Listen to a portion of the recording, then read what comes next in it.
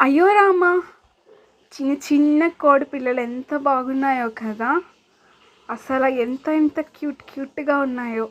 నేను చాలా రోజుల తర్వాత ఇప్పుడు చూస్తున్నాను.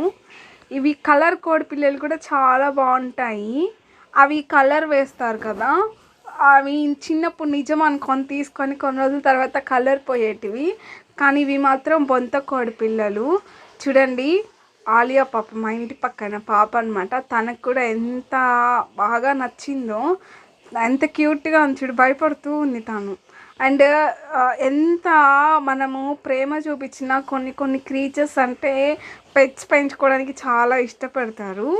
అండ్ దీంట్లో ఒక అడ్వాంటేజ్ ఏంటంటే, ఈ కోడి పిల్లలు పెద్ద అయిన తర్వాత ఎగ్స్ లే చేస్తాయి కదా, అవి హ్యాచ్ చేయవన్నమాట.